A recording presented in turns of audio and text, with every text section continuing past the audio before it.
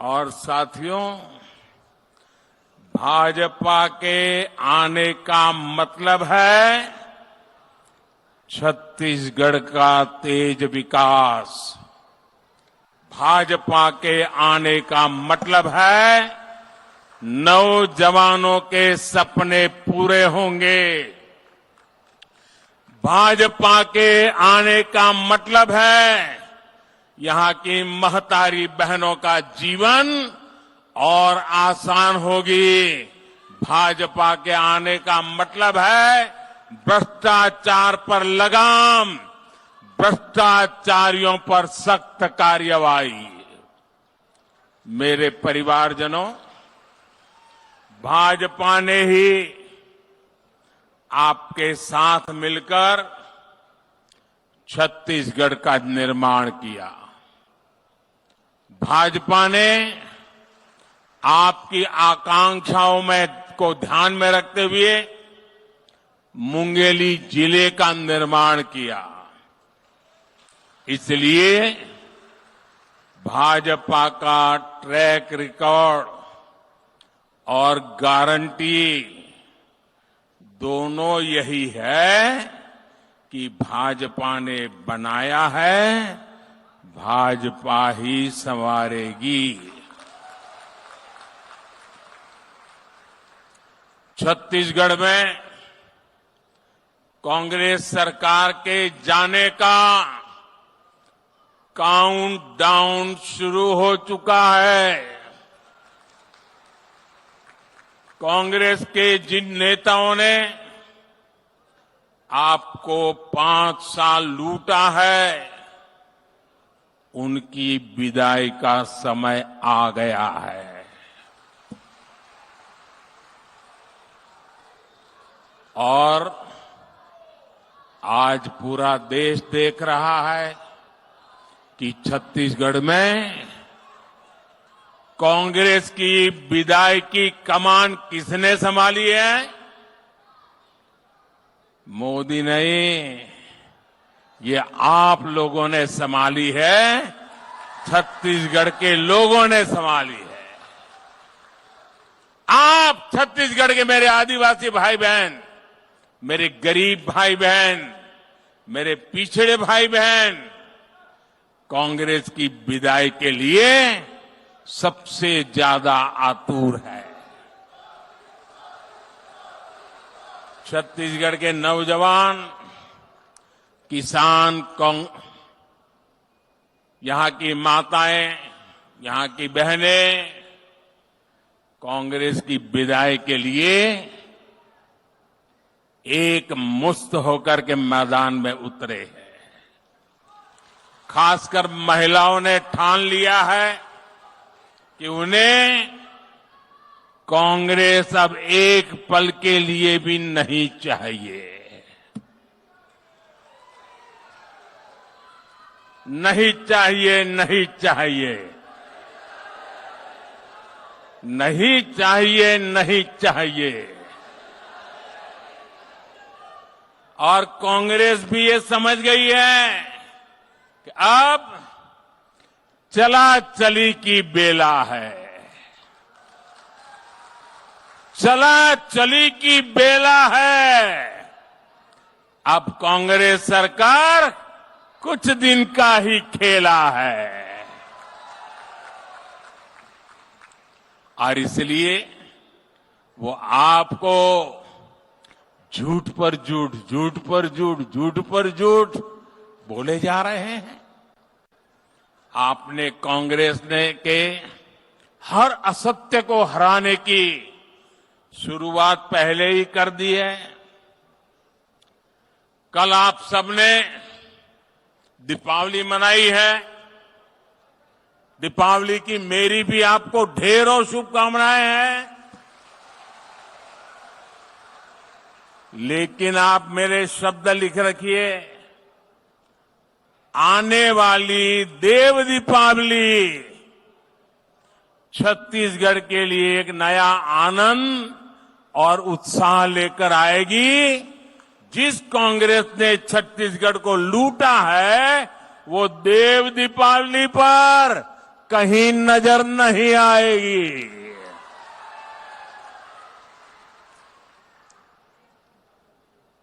मैं इन दिनों जो दिल्ली से पत्रकार मित्र आते हैं, राजनीतिक विश्लेषक आते हैं, उनसे बात करता हूं। एक बात मुझे वो बड़े सीना तान करके कह रहे हैं। वो कह रहे हैं शर्त लगाओ मोदी जी।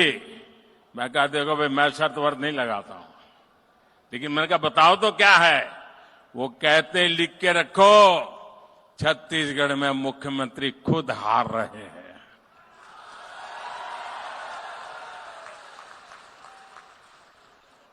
कांग्रेस में जो पुराने समर्पित लोग हैं, आज किनारे पर बैठे हैं, उनमें भी बहुत गुस्सा है। उनको लगता है कि एक बहुत बड़ा धोखा हुआ है। जब छत्तीसगढ़ में कांग्रेस की सरकार बनी थी, तब मुख्यमंत्री के पद के लिए 2.5 साल का एग्रीमेंट हुआ था।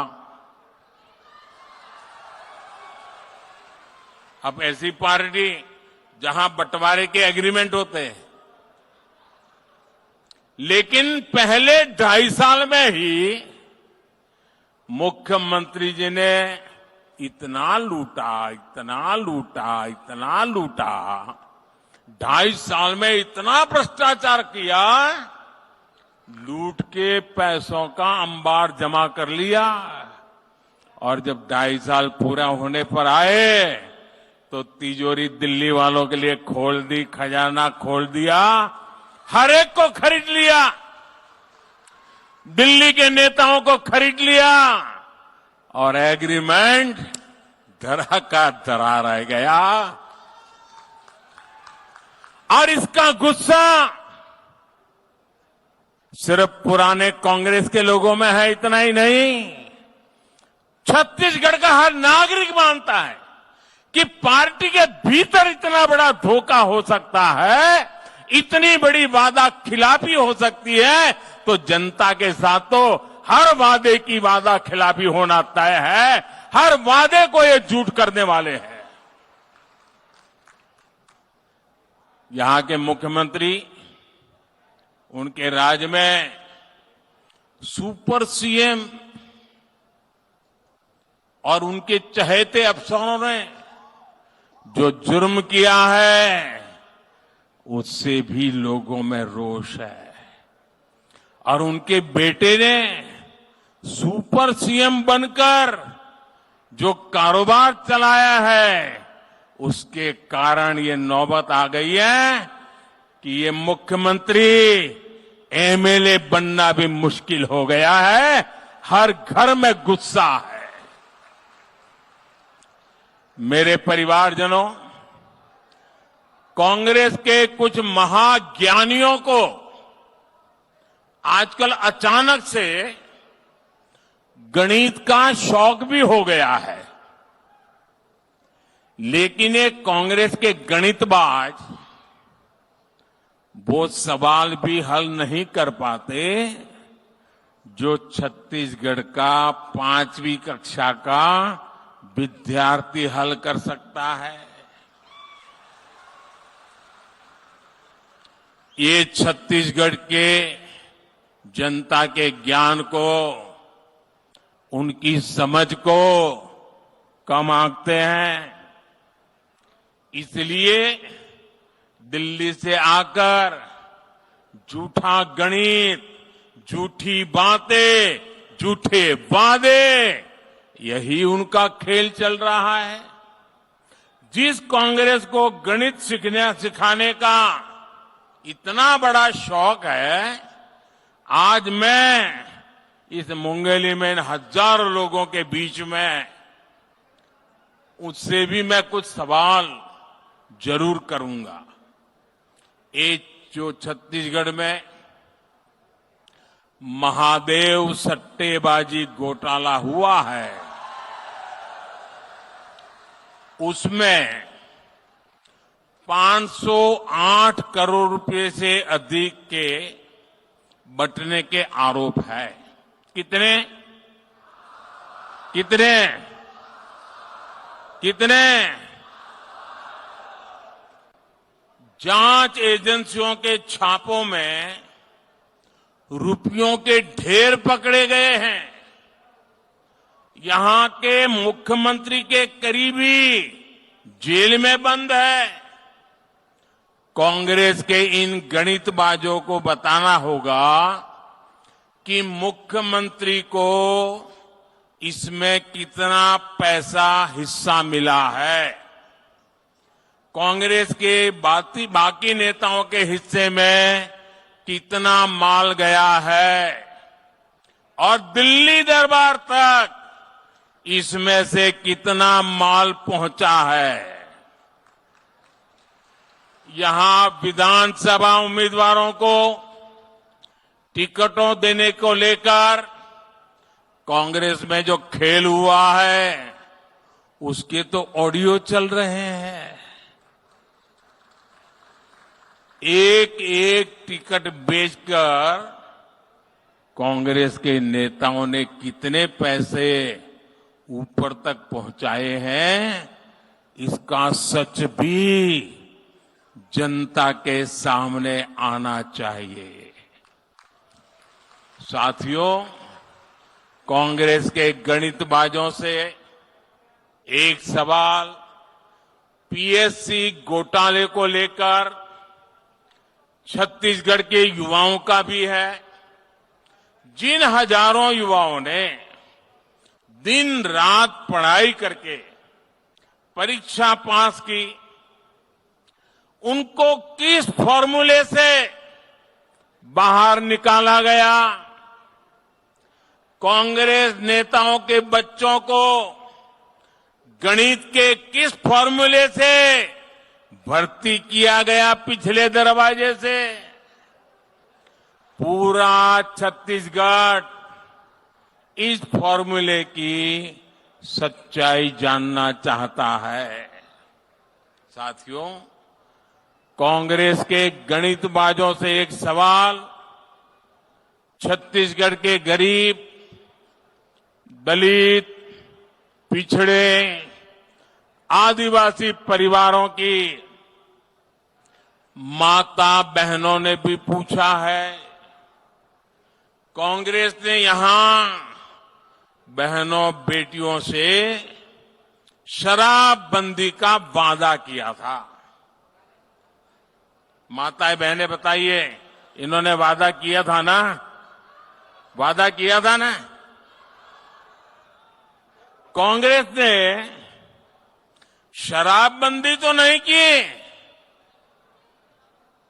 और उस समय बड़े बड़े भाषण देकर के महिलाओं के आंख में ऐसी धूल झोंकी और सत्ता में आने के बाद शराबबंदी छोड़ दो, शराब की होम डिलीवरी जरूर शुरू कर दी। ये माताओं बहनों को धोखा देकर कांग्रेस ने यहां 2000 करोड़ रुपए से अधिक का घोटाला किया। माताओं बहनों से इतना बड़ा विश्वासघात सिर्फ कांग्रेस ही कर सकती है। अगर आप नहीं करने वाले हैं तो झूठ क्यों बोलते हो? और आपने बोला था तो कोशिश तो करते भाई, उल्टा क्यों कर रहे हो? लेकिन बोलते समय उनको मालूम था कि जानबूझ करके झूठ बोला है। आज छत्तीसगढ़ की माताएं बहनें कांग्रेस से पूछ रही है कि आखिर उनको धोखा क्यों दिया गया। लेकिन कांग्रेस नेताओं ने इस शराब घोटाले पर मुंह पे ताला लगा के बैठ गए हैं। कांग्रेस के पास छत्तीसगढ़ की माताओं बहनों के एक सवाल का भी जवाब नहीं है। मेरे परिवारजनों, छत्तीसगढ़ चुनाव में चुनाव प्रचार अब अपने आखिरी दौर में पहुंच रहा है। बीते दिनों में राज्य के अलग अलग हिस्सों में मुझे आप सबसे आशीर्वाद मांगने के लिए जाने का सौभाग्य मिला।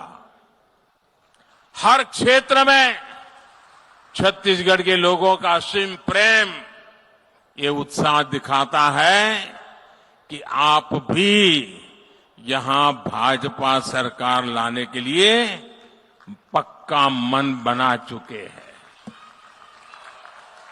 और जब इस चुनाव प्रचार की मेरी पहली सभा हुई, मैं बहुत लंबे समय से सार्वजनिक जीवन में हूं।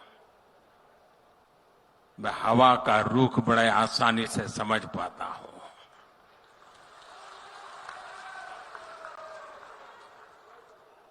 और मैंने पहली सभा में कहा था कि मैं आज आपसे कुछ मांगने नहीं आया हूं, मैं आपको निमंत्रण देने आया हूं।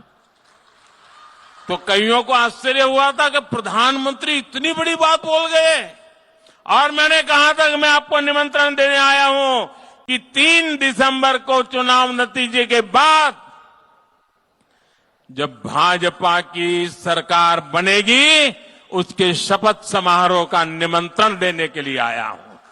ये मेरा विश्वास आपके सामर्थ्य के कारण था, आपके उत्साह के कारण था, आपकी समझ के कारण था और छत्तीसगढ़ की बर्बादी से आपके दिल को पहुंची हुई चोट में मैं ये विजय देख रहा था।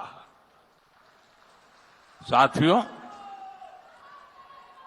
आज भी वो विश्वास पर अनेक गुना बढ़ गया है और इसलिए मैं कह रहा हूं 3 दिसंबर के बाद, चुनाव नतीजे आने के बाद जब भाजपा सरकार के शपथ समारोह होंगे, आप सबको मैं निमंत्रण देने आया हूं।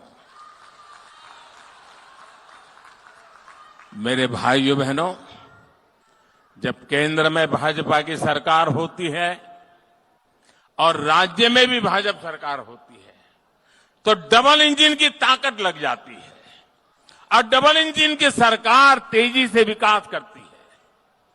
छत्तीसगढ़ भाजपा ने आपसे जो वादे किए हैं, जो गारंटी दी है, जो संकल्प पत्र दिया है, सरकार जल्द से जल्द पूरा करके दिखाएगी और ये मोदी की गारंटी है।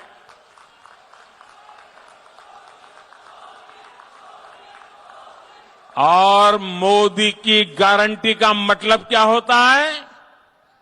मोदी की गारंटी का मतलब होता है गारंटी पूरा होने की गारंटी।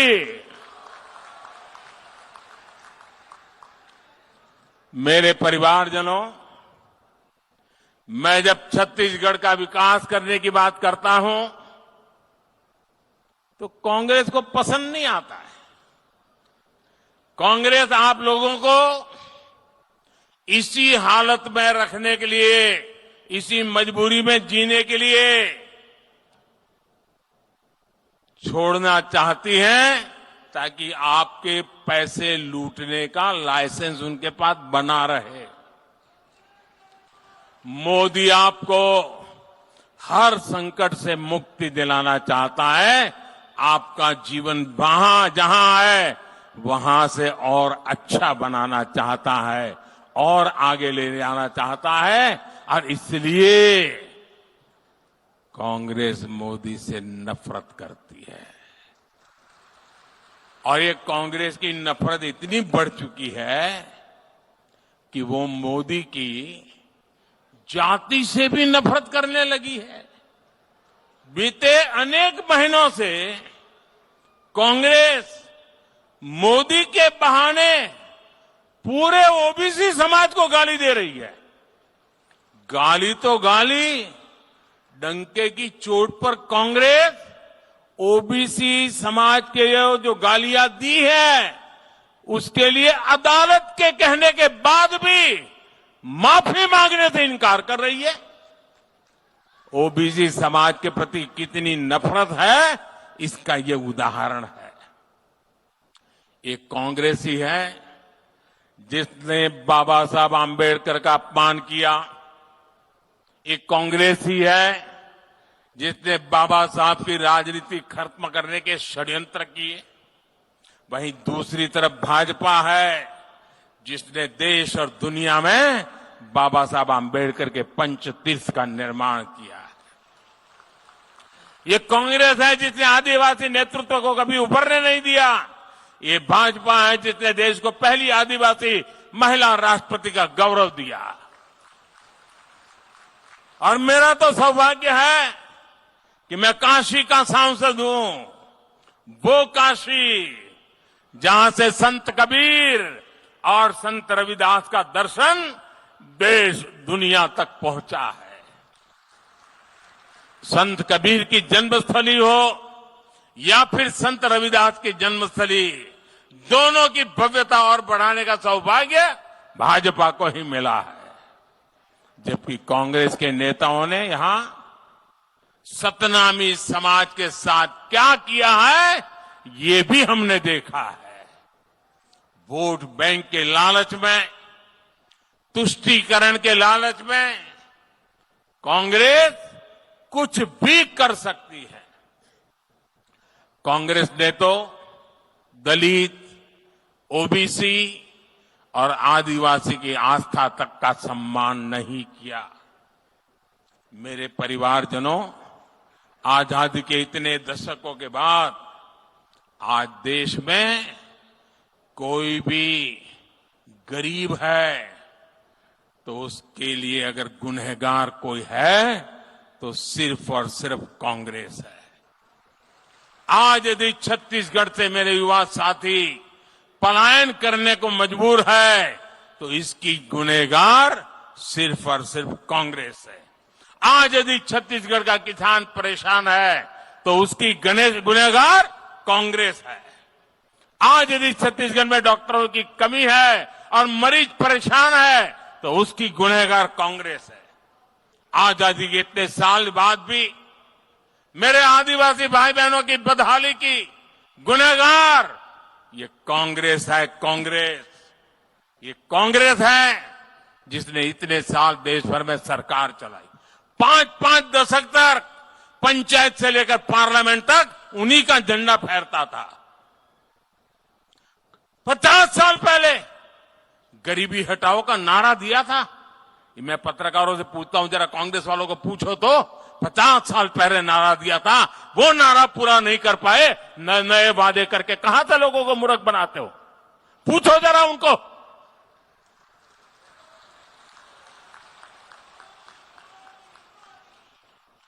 बरसों तक कांग्रेस बड़े बहुमत के साथ सत्ता में रही। गरीबी हटाओ नारे के दशकों बाद भी देश के दलित, ओबीसी और आदिवासी गरीब रहे।